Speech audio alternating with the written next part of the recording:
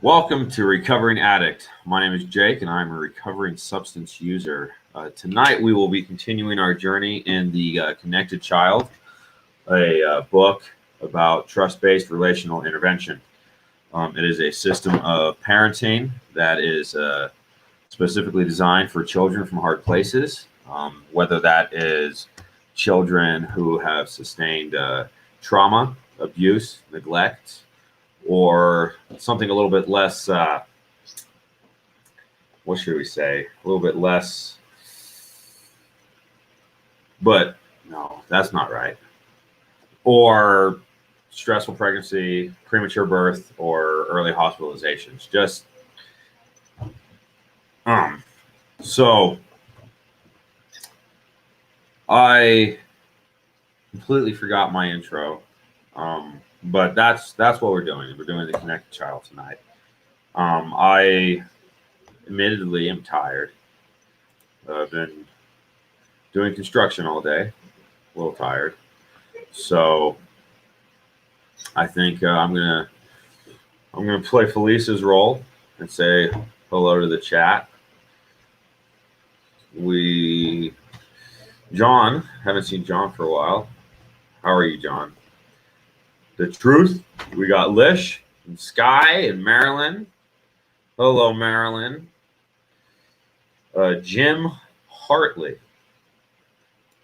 Good evening. And then Brittany. How are you? Stephanie Chenault. Let me know if I pronounced that correctly. Just sort of winging it. And good job, Hump, on that on your stream there. And here is the Drake boy. Come here, say hi to the internet. They love to see you. Yeah. Okay. Get your stuff ready for your bath, baby. Okay. I lost where I was. So, hello everyone. Hello. The Truth. What up, The Truth? Big Hump. Patrice. So, I like to start here with a request that if any of you have children, to please let go of your ego. If your children are having difficulties, accept that our addictive behaviors have had an impact on their developing selves, and let's just all work together to overcome and help heal the child so that we can potentially stop the future addict. It took me a long time to be able to accept my part. There's my daughter, my oldest, Zoe. Hello. You see the screen there. Yeah, I love you. I love you. Next Tuesday. Yes, that's it. Okay, we'll play a board game. So, I do not remember exactly which paragraph we were on, so we're just going to start with disarming the primitive brain sphere response. That was the header for the next section. Darn. Oh, look, bookmark. There's your plug to the Mercinator. I actually did pull up the daily reflections. I don't know if we've read that already or not.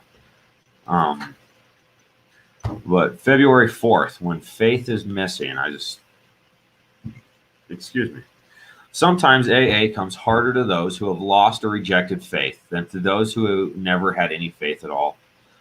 For they think they have tried faith and found it wanting. They have tried the way of faith and the way of no faith.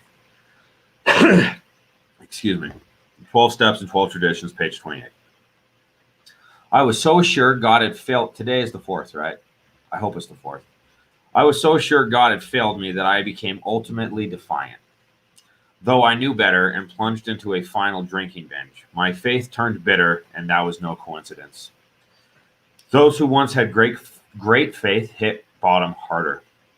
It took time to rekindle my faith. Though I came to AA, I was grateful intellectually to have survived such a great fall, but my heart felt callous.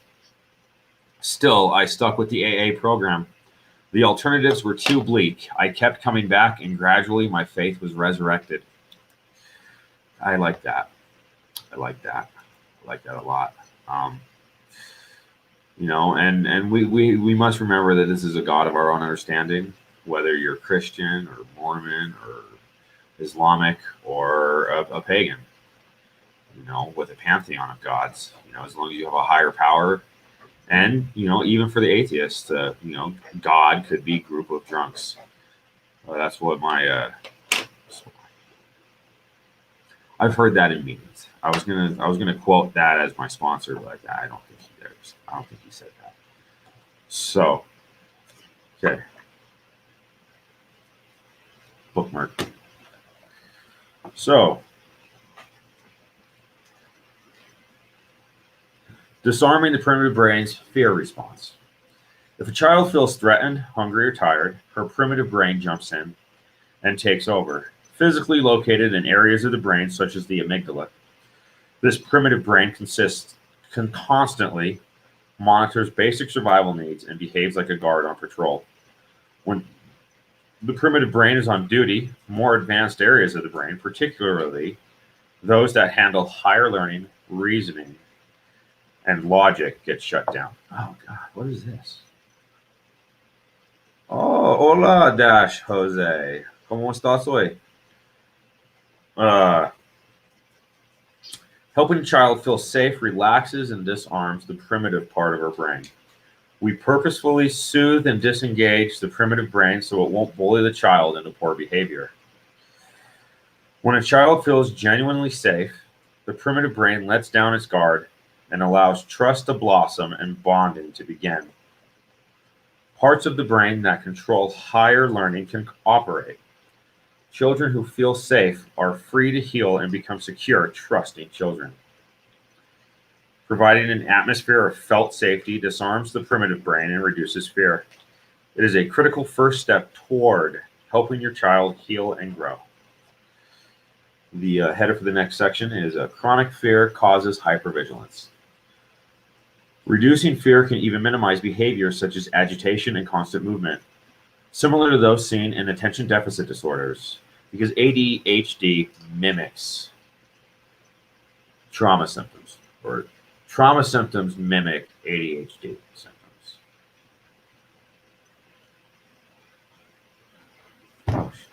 We have encountered many harmed children who are not truly hyperactive. Instead, they are hypervigilant. This occurs when children were so traumatized by abusive and unpredictable caretakers or situations during their earlier years that their primitive brain remains locked in a state of high alert, keeping them perpetually on guard. The fight or flight stress hormones continue to rage through their bodies and set these youngsters in motion, making them fidget endlessly, unable to sit still and focus on any single activity, because they're constantly scanning their surroundings for danger. Like that felt safety, it's important. It's important.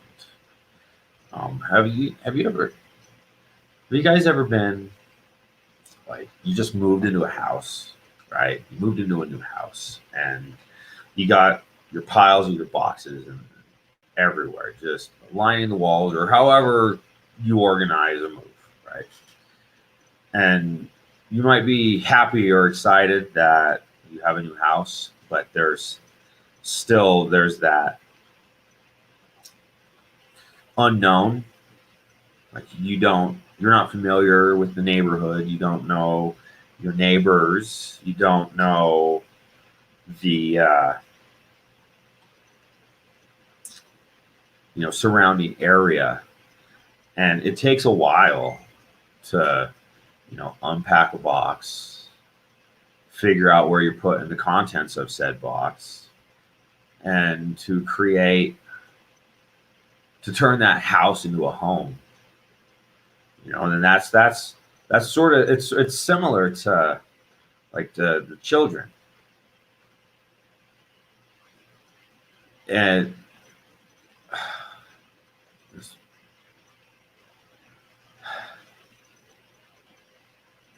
it's similar to traumatized children. They don't feel like they have a home. They don't have that sense of safety. They're unpacking. They're unpacking their trauma. They're unpacking their lives, and sometimes they find boxes that they don't even know they had. And upon unpacking those are the pieces of that safety. Those are like the boxes of healing, And then once you get all moved in and everything's on the walls, and you like your space, and you learn your area, and you learn your neighbors, and you learn, like, you develop your routines, and you finally feel that, like, that you're home. Like, that's sort of what the felt sense of safety like means to me. Like, I recently acquired that, like, within the last few months of just doing the thing, and like, it's good. It's good. My son Drake, he has that felt safety now. And you feel safe? Cameron's got it for the most part, so that's cool. Hell yeah. So with careful observation, you can detect physical symptoms of hypervigilance, a state of chronic anxiety. The pupils, the dark centers of the eyes, are often enlarged in hypervigilant children, even during minor stressors or when a child seems calm. For other youngsters, the effect is reversed, making their pupils look unnaturally tiny. Either extreme indicates an imbalance in the stress response system. Oh, goodness. Other signs of hypervigilance are a rapid heart rate and a racing pulse. If you put a gentle hand over your child's heart when you speak to him or her, you can detect this. Some children's hearts beat wildly, even while they appear to sit calmly in your lap. Next header is building trust. Underneath everything you do with your children, you need to reduce their fears and convey the fundamental message that they are safe. Here are some tips. Offer consistent care so that your child gets the message that a safe adult will take care of me and protect me. My needs matter to this adult. Offer warm interaction so that your child gets the message, I do not need to be afraid of this adult. I am a person of value to this person. I find this content so interesting, I promise. Like, the yawns have nothing to do with the book. Be responsive so that your child gets the message that this adult understands what I feel. I am safe here. Earn a child's trust by showing emotional warmth and affection consistently. Like, I don't know if I read it. I don't know how I came about this piece of information, but I heard somehow in my head, I know that it is recommended to have some type of physical contact with your child once for every year they are old in 60 minutes. So Drake's 8. So this recommendation should be, like, having like some tactile contact with them 8 times in an hour. I go way, way overboard with that. Every time I walk by the Drake boy, running my fingers through his hair, or squeezing his shoulder, or slapping him on the cheek very, very lightly, or just constant contact. You know, um, offering positive emotional responses and praise often, responding attentively and kindly to your child's words and actions, interacting playfully with your child, physically matching or mirroring your child's voice and behavior, being sensitive to your child's tolerance for sounds, touch, and personal distance, respecting your child's need for personal space, using simple words or language they understand, giving your child advance notice of upcoming change. I do that a lot. I spent like 2 months getting Drake ready to move into his own room and sleep in his own bed. But then the tolerance for sounds. Drake doesn't like the vacuum. He doesn't like the sound that it makes. I think it hurts his ears because he insists on wearing my industrial earmuffs.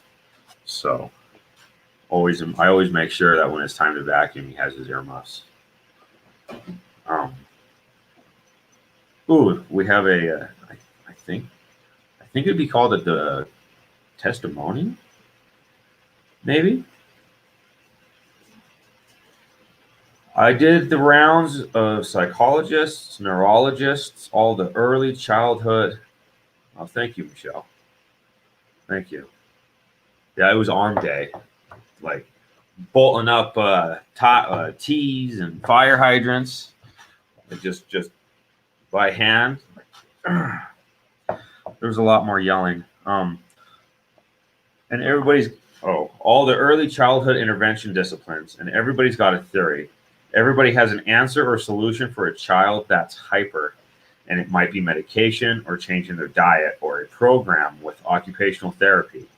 You go down all these paths that exhaust you financially and emotionally, and she's still the same way. I'm so astonished that I got to where I was, letting an at-risk, impaired 3-year-old run my life and my other children's life. I got in a pattern of making life easier for Cindy. I was thinking, I don't want to demand too much of a challenged child. So I kept lowering my expectations and widening the margin for her to fail. That loosened the reins on her, and she got more and more anxious and unable to focus.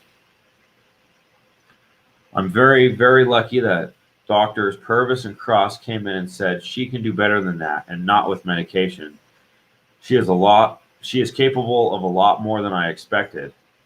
Now I'm in control, and she trusts that I'm in control, so she has deferred to me. We sit and do things. We can play a game. We actually played a matching game. I was astonished. She matched up all the animals and patterned them, and put them 2 by 2 into the ark. I've never known her to sit down that long. I'm not joking. I didn't even know she knew her animals. Thank you.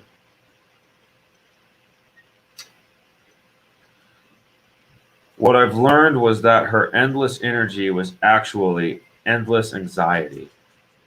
Mother of 3-year-old Cindy and 6-year-old David, both adopted domestically at birth. Label out.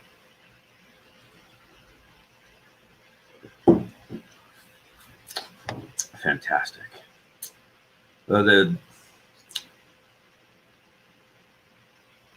Okay. Reducing stress improves behavior is the next header. Cortisol is a hormone that is activated by and responds to stress.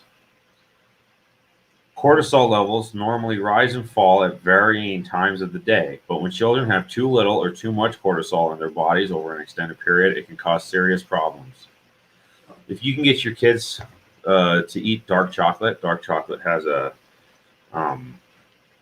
natural effect of lowering cortisol. Just FYI. Blue lights. Blue lights also, wait, no, that's the other way. blue lights increase cortisol.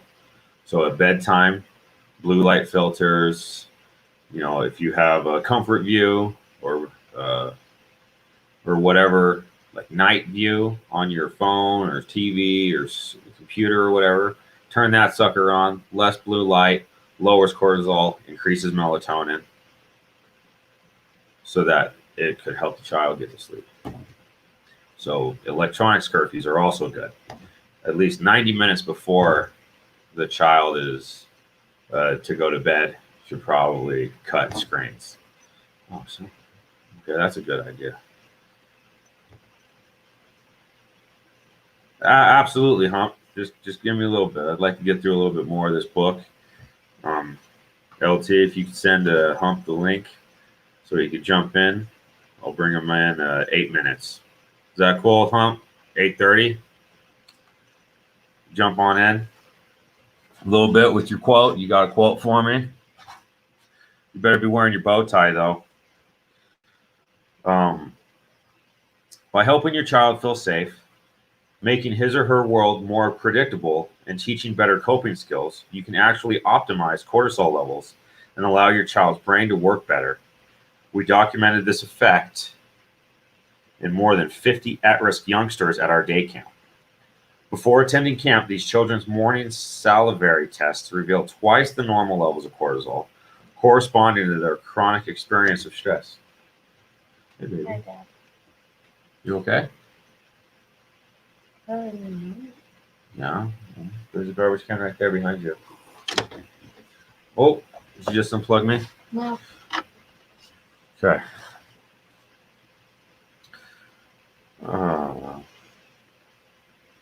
Corresponding to their chronic experience of stress, during the first week of camp, their morning cortisol levels remained high. By the second week, however, cortisol levels had fallen by half, dropping to amounts considered normal for children of this age. Cortisol remained at this lower, healthier level until the end of camp due to the reduction of stress.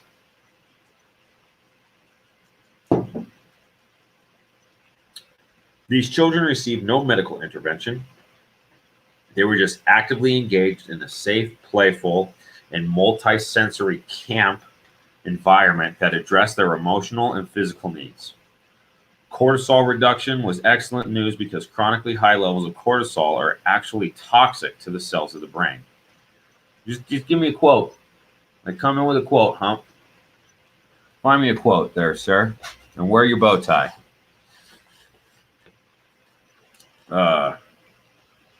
Cortisol reduction was excellent news because toxic to the cells of the brain. That's interesting. An analysis of our research data shows that those campers whose stress dropped most significantly, as shown by significantly decreasing cortisol levels, also had the largest gains in language use. The comprehensive, receptive, and expressive vocabulary test results illustrated that these children did not suddenly understand more words. However, now they could communicate more. Certain children made stunning progress, gaining years worth of verbal self-expression in 1 month of camp. We suspect that reduced cortisol is behind a great number of positive changes we have witnessed in campers, including spontaneous language development, regular smiling and joyfulness, better behavior, improved social skills, physical growth, and new attachment behaviors. And then strategies that reduce chronic fear. Throughout each day, use the strategies in this section to help your child feel and experience safety on a deep level. I don't know why I just thought that. I mean, can any of you remember how twitchy I was when I first started doing this? Like, I don't mean tonight. Like a couple months ago when we were doing it at the other studio, I was appearing regularly. I think I was really twitchy. And I don't know if I'm twitchy right now. I really can't tell. But there was I don't know. I feel really relaxed right now. I feel really good. Feel good. I'm happy to be here with you, with all you folks. Like, and that's why I make damn sure to be here on Thursday nights, regardless of how rough my day was or how much mud I come home caked in. So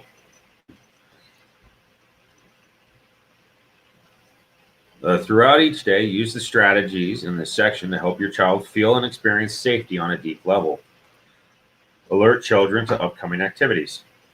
Children with special needs feel safer when they know what will happen next. So make their world predictable by announcing or describing a task ahead of time.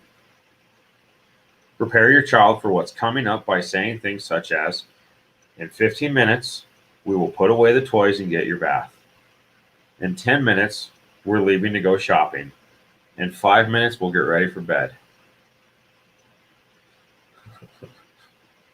Love it. Love it. Love it. Love it. Absolutely. He's on camera drying his hair. Keep going. You look like a wet dog, sir. Before visiting a new place, such as a mall, tell your child about it. When you arrive, explain that there are many stores here and that you will be visiting one with shoes in it. By announcing your plans and explaining the child's environment, you help make her world less frightening. Important. Before you leave your child to go to work on an errand or for some other absence, remember to explain where you are going and when you will return. Details about your planned absence will reassure your child and reduce the responsibility of an the possibility. Apologies. Reduce the possibility of an uncontrolled fear response. Don't try to slip away hoping to avoid a scene, because that strategy is sure to backfire and undermine your other efforts to increase trust. Your child simply won't feel safe once he discovers that at any time you might leave him without warning. Okay. Man of the half hour coming in. We got Big Hump in the house. What up, Hump? Can't hear you. And you're muted.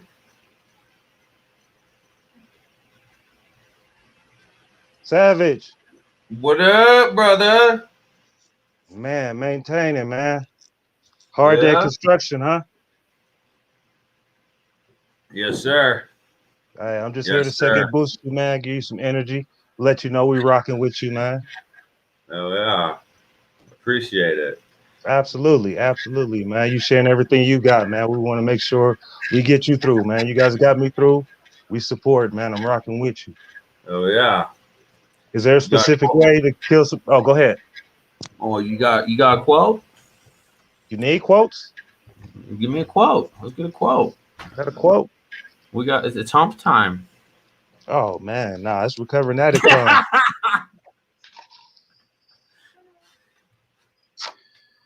I don't know what kind of joke what kind of quote I should tell. What's with the audience? Well, whatever you want. Recovery, motivation, progression, innovation. Hell, it could be about like rainbow trout. Like, that's okay. All right, let's see what we can dig up.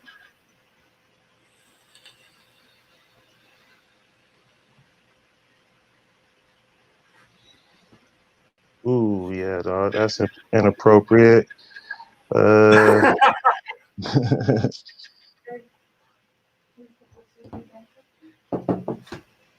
All right, let me just check the temperature of the room right here. On one issue, at least men and women both agree. They both distrust women. H.L. Mencken. Whoa.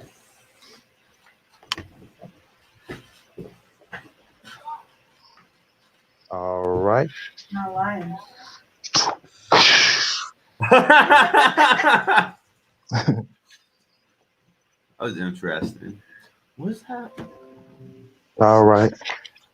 I'll just throw out some randoms, see what happens here. What he lacks in intelligence, he more than makes up for in stupidity. Anonymous. Excellent. Excellent. What's Oh, the chat got to say? Let's see what the chat's got. yes. Is Mark here? Where's Mark? I haven't seen Mark. I don't know. You said you wanted the chat. I haven't talked my usual level of shit to Mark today. You said you wanted the chat to speak to you, so. Oh yeah. I don't Lish know. says, "Hey now." Are my comments even on? Oh, there we are. PD. PD. Michelle on Facebook. Where is he? Lost that guy. Where's Mark? There he is.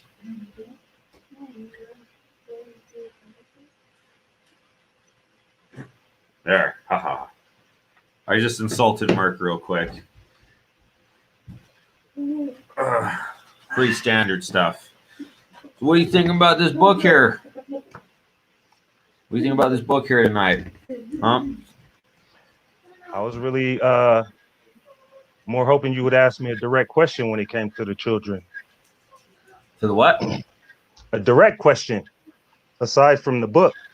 I'm a father, a troubled father, so you can ask me a direct question. So how did you deal with how you have children? I have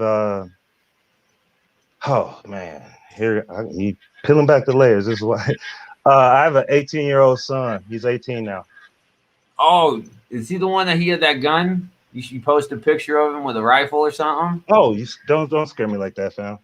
The BB gun, yeah, on the Facebook channel. Yeah, he had like teaching my son how to shoot. Yeah, he had some like sunglasses on or something. Yeah, he has proper headwear, eyewear on, and me being a father, teaching him how to shoot his little BB gun, his little Daisy rifle.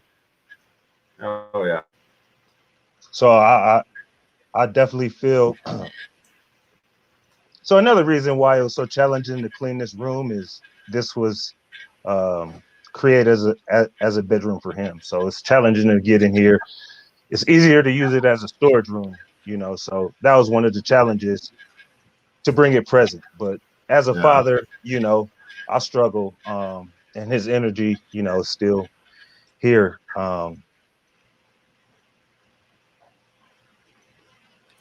Yeah, I'm all about the struggles, Playboy. I'm here for the struggle. Our past struggles help us struggle through our new struggles. Oh, did you say that today? You wrote that one? That's a good one. I like that. So how's your relationship with your boy today? I haven't had a proper interaction with him in 5 years, since he was like 13. How are you dealing with that, huh? That's why I create struggle channels. I struggle. Yeah. That's why I'm. What's that now? What would it take to have a relationship with your son right now? Like I don't know the situation. Right. No worries. It's something I'm familiar with being contact him and be like, hey son, like this is what I'm doing. This is who I am today, and I'd really like to repair that bond, or if it was damaged, I'm not. Again, I don't know the situation, so what would that look like? What would that take, brother? A miracle. Yeah. We're good at miracles. It's been 5 years because of a legal situation, just a legal situation. Like I didn't do anything harmless or detrimental, child endangering or anything like that. But that's why, again, I said, I'll discuss things like, this is what happened and why.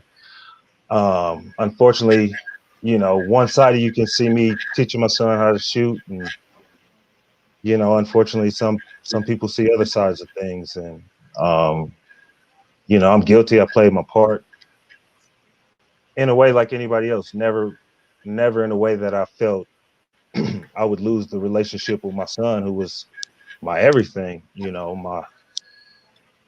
my go-to. He was really my medication. He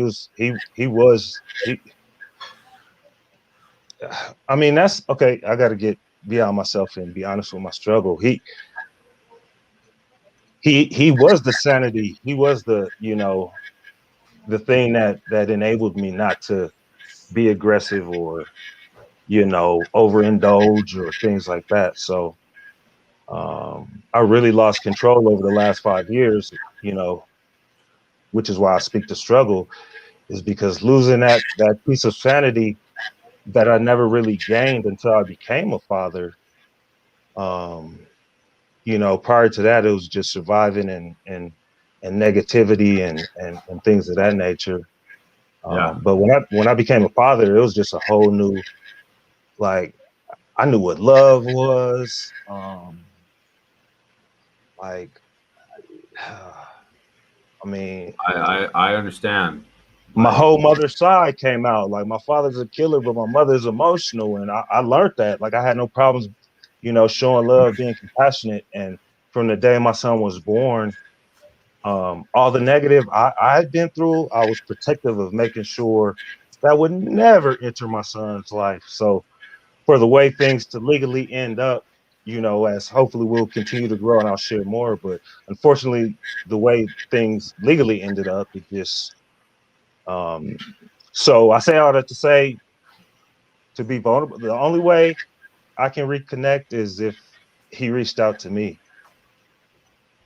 And at this point, 5 years is a huge gap. So yeah, I don't really, realistically, or, maybe he'll search within himself, and hopefully some of the seeds I planted in him, within the years I was present and there every day, hopefully some of those seeds flourish and, we're able to reconnect. But I don't hold any hard or ill feelings towards his mother or the family, or, I mean, I'm at a point of acceptance, revelation. I accept what he wants to hear. I'm happy to be remorseful, apologetic. So it's not on my terms. It's just unfortunate. yeah. I'm right there. I understand that sanity.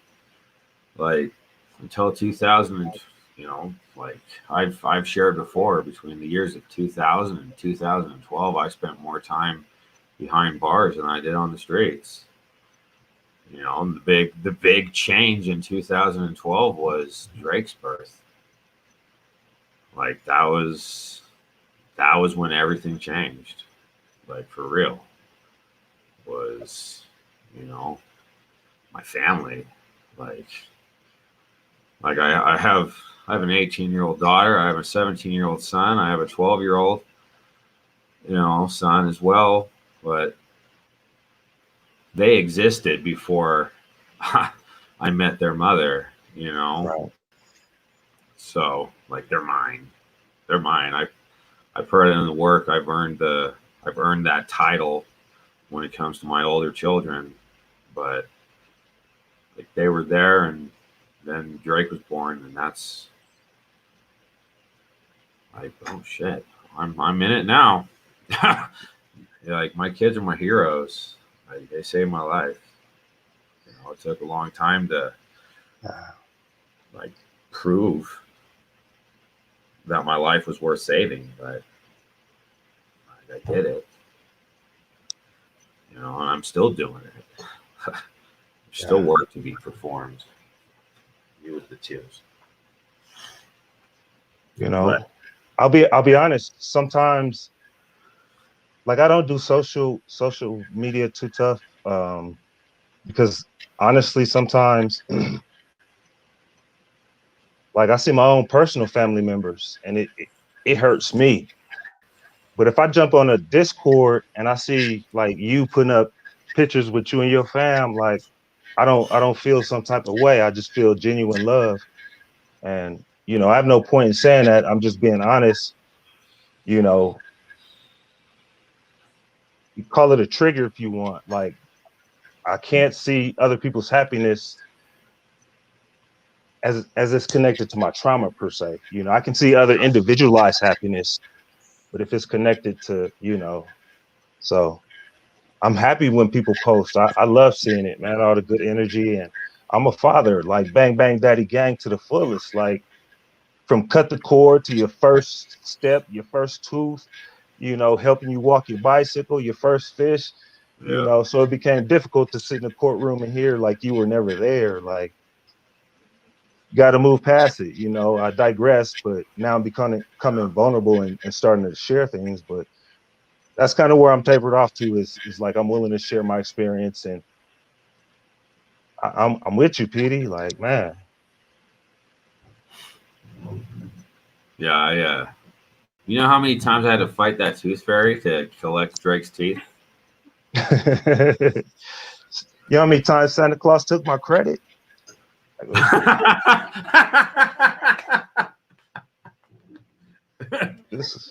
I gotta be real about it. You know what I'm saying? Like you saying I wasn't there, but you love that Wii back in the days. You know what I'm saying? Like, yeah, I have the majority of Drake's teeth that he's lost. I had to fight. I had to fight that tooth fairy, break in the house, try to take his teeth. That because I showed Drake his teeth. Look what I got. How'd you get those? The tooth fairy had them. Fighter. But like, I don't know, man. I'm gonna take another sip of this coffee. throw a thumbs up if you're a father in the chat. Yeah. Big Petey, we gotta show him. How do you do with thumbs when you have a keyboard? That's a good question. I'm telling people to do stuff I can't even do myself. I don't know how to do that. I can't drop a link. I'm sure some of them are on their phones and stuff, but we can ask John V. How do you do a thumbs up with a keyboard, John V? You know? But all right. You want to continue this book? You want to hop off? You want to stay for the reading? It's up to you, man. I just want to make sure you feel fully supported. I'll sit here while you read, man. Yeah. Look, bookmark 3 times. All right. We're going to move on to the next strategy. Ooh, Alicia, Immaculate Conception, that one. Miracles happen. So the next strategy to reduce chronic fear is to make their day predictable. In the morning, discuss the upcoming day's schedule with your child. Better yet, make a chart that shows the day's schedule. You may want to attach pictures or photographs to explain each activity. This is particularly beneficial for a child who is extremely concrete in his or her thinking. Seeing a visual reminder adds to a child's sense of security whenever he feels unsure or afraid about what activity is next on the schedule. For flexibility and reuse, each individual activity can be put on a 3x5 card. Then affix the cards in correct sequence to the day's master schedule.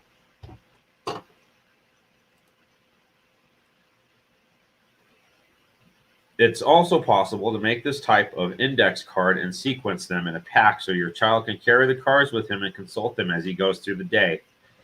It will reassure and remind him of what is coming up next.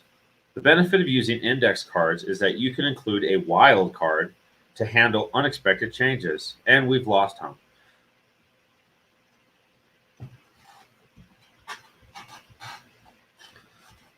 I don't know how to do that, John. With a keyboard? I'm not on a phone. Hey, Deb. A wild card to handle unexpected changes. For example, if your child's schedule, i.e. his group of activity cards for the day, included an activity that had to be canceled for some reason, he can plug in the wild card and get instructions on how to handle the disruption. Oh, Petey got a 28-year-old. The wild card might include these steps. We can breathe calmly. We can use our words. Oh, really? Let me see this. I just lost a page. Damn it.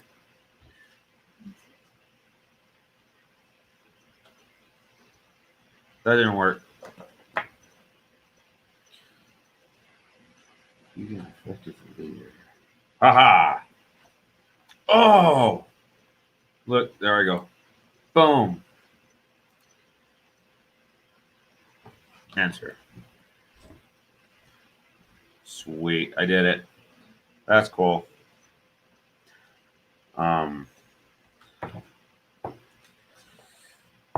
We can choose another activity. We can make a new plan. The wildcard strategy is particularly beneficial for concrete thinkers. Similarly, visual aids, photos, drawings, and images are particularly effective for children with language and cognitive delays. To further empower your child, let him take the photos of places and activities himself or cut them out of a magazine and attach them to the card. Reminding your child what will happen next lessens his or her anxiety. And then we got a little gray box. Quick ways to help a child relax. Get down to her level physically by kneeling or sitting. Speak softly and gently in a warm voice. Offer a stress ball or a fidget toy that he can press and squeeze. Offer a piece of bubblegum. Chewing is calming. Offer a sweet sucking candy or lollipop. Sucking is calming. Offer to sit or stand farther away from her. Encourage him to take deep, slow breaths. Give appropriate choices to share control is the next strategy. Without relinquishing parental control, we can easily offer simple choices that make a child feel empowered and much less anxious. This had the added benefits of sharing an appropriate level of control and helping the child learn about choices and teamwork. We offer choices such as, would you like to wear your blue shorts or your tan shorts today? Would you like to play on the swings first or have your snack first? Do you want to use the pencil or the pen? Would you like to hold my hand or just walk beside me? Would you like to take a nap or simply rest quietly? Do you want to play football right now or do you want to take a walk? You can offer choices while making the child's world predictable. For example, if you go to a doctor's office, mark the task ahead of time by saying, in 10 minutes, we're driving to the doctor's office. Once there, identify your location. Then offer a choice. Oh, here's the room where we wait for the nurse and doctor.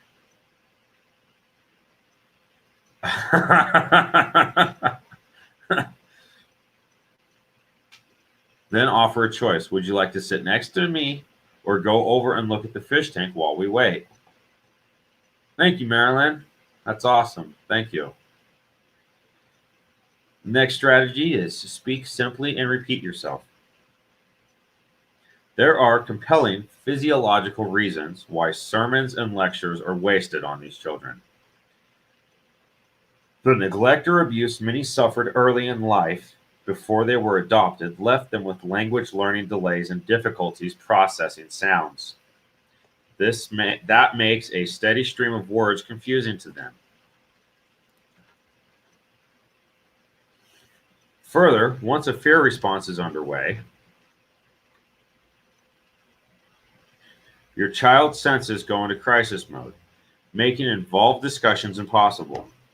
Imagine the impact we would have if instead of simply shouting fire, we yelled to a distracted adult, on the second floor of my home is an old appliance that inadvertently was left on while my brother-in-law lit up a cigarette. The gas combusted and now we have a life-threatening situation. Interesting. Oh, that escalated quickly. Getting through to your child who is controlled by his primitive brain requires a similarly simple message. That's why throughout this book we offer short stock phrases like focus and finish your task, use your words, or stop and breathe that you can use repeatedly so they become familiar and meaningful to your child. Short phrases reduce auditory clutter and improve comprehension. To further aid understanding, you can reinforce verbal messages with facial gestures, hand movements, and body language. To create felt safety, speak slowly in a warm voice, use simple language, and have them repeat what you say. So that's like scripting, pause, uh, what's another one? Safety protocol. That's one that I use a lot when we cross streets. It means hold my hand. We're going to cross the street now. Um, yeah. So pause, take a bath, pause. It's dinner time. Pause. It's time to brush teeth. Stuff like that. Um, the next strategy is to be an effective leader.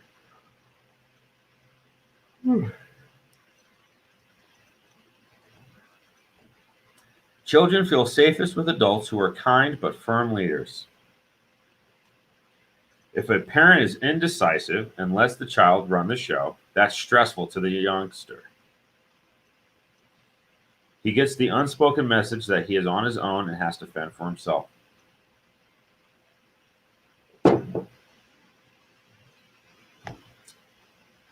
After all, if his parents can't even control a little kid like him, they are bound to be ineffective in a crisis. Parents need to calmly demonstrate that they can handle whatever comes up. Here are some questions to get you thinking about whether you're being an effective leader. Do you follow through on promises? Your child's world is safe and predictable when you deliver on promises, whether it's a promise of sharing a game together or a promise that bedtime comes at a particular hour. If your follow through gets lax, felt safety also melts away because your child doesn't know what will really happen. This feels unstable and unsafe to your son or daughter. It's important to mean what you say and say what you mean to your child. Are you calm and patient? If you're as shrill and impatient as a sergeant in boot camp, your child will not feel safe. You can't disarm your child's fear by bullying, insulting, shaming, or shouting at her. Forget the authoritarian, spare the rod, spoil the child stuff and dismiss the urge to be unyieldingly strict, demanding, cold, or punitive. Instead, be authoritative, leading your child calmly, firmly, and kindly. It is okay to compromise with your child occasionally as long as it's clear who is in control. Are you confident? Part of being an effective leader with your child is giving clear instructions and asking simple questions. Asking too many open-ended questions, such as "What do you want to do now?" to an at-risk child can signal a lack of confidence on your part. A child feels safer when the adult is in charge. Such broad questions unnerve a child who is not equipped to answer effectively because of delayed language or reasoning skills. Instead of "Do you want to have a bath soon?" say "In 10 minutes it will be time for your bath." Instead of "What do you feel like having for lunch today?" give simple choices. Would you like an apple or a banana with your chicken soup for lunch today? See Chapter 6 for tips on handling discipline and staying in charge.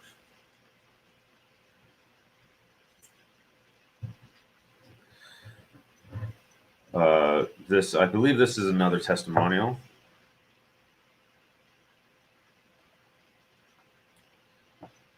We've had Curtis since he was 18 months old. He is my grandson and we have legal custody.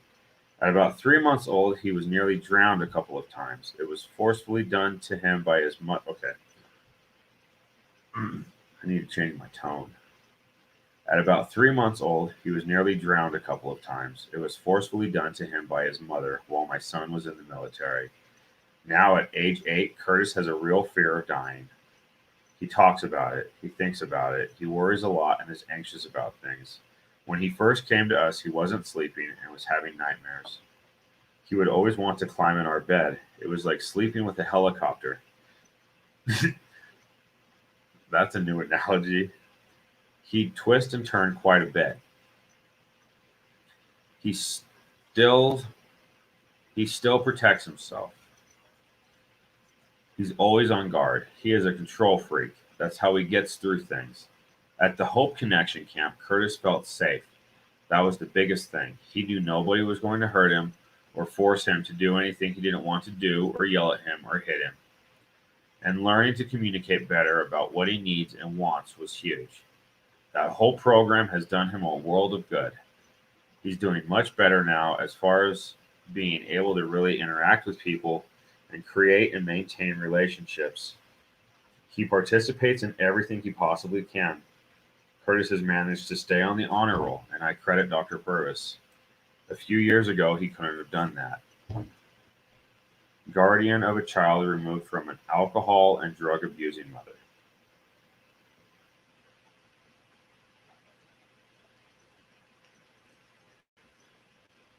I think we have time for one more. Prevent sensory overload. Intense sights, sounds, and bodily sensations may bewilder and frighten your at-risk child whose senses haven't developed fully. You might be surprised at the little things that distress your child. Someone wearing perfume, the unfamiliar texture of clothing, or jostles in the schoolyard. You can help reduce sensory overload and the panic it stirs.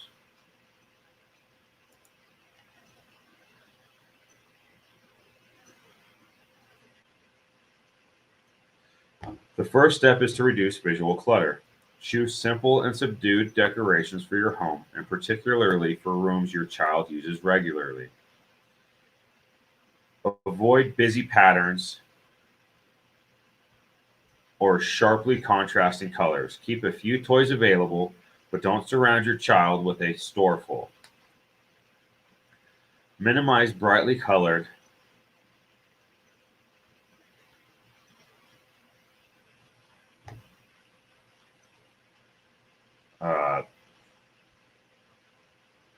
oh goodness. I got distracted and lost my place. Brightly colored or loud video games. Loud videos or games. It also helps to lower the volume of your voice and electronics. Speak quietly and lower the music or television volume a few notches. Be mindful to remove extra odors, including air fresheners, colognes, aftershave, scented candles, and perfumed deodorants that are distracting and irritating to a child with sensory processing issues. Be cautious about such places as restaurants, activity centers, and amusement parks.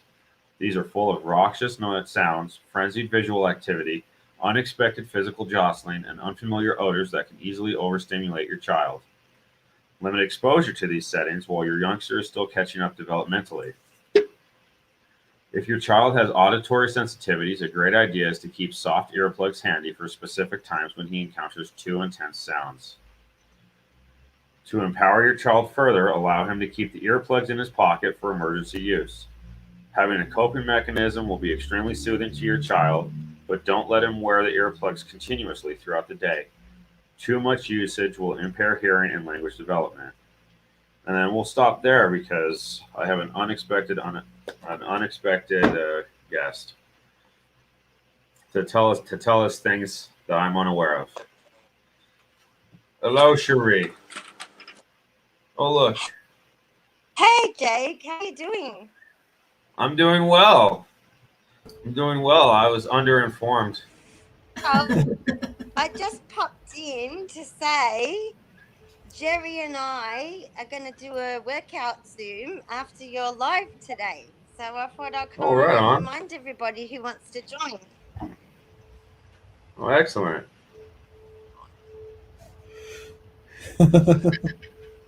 She froze. Hey. Hello. My glasses, I can't see on the phone. We're just Was back that here Jake? watching. Oh, hello. Oh, there you are. Hello. Are we ready? Are you going to work out, Felice? It's bedtime. Oh, no, come on. We You're worked this out girl. already. I'll pop in and encourage you. I'll be like, go, Cherie. That's Go, not on the Cherie. microphone. All right. You can do it on your pillow. Is Michelle on? Michelle does them from her pillow. Yeah, I saw Michelle in here. Hey, Lynn, Camille. Okay. I'm tired. Me too. Okay. Serenity prayer. Are we not? God, grant me the serenity to accept the things I cannot change, the courage to change the things I can, change the things I can. wisdom of the Wisdom, know the difference. Amen. Amen. So Cherie, where can we find out where do we find the link to the workout you're about to do? You and Jerry together. Yeah, we put it in the Discord. Okay. And I updated the schedule, so all the links are after it, and I've pinned it to the top in the announcement, so everyone should be able to find it. Okay. Cool. We'll Fingers see you soon crossed. then, eh? Okay.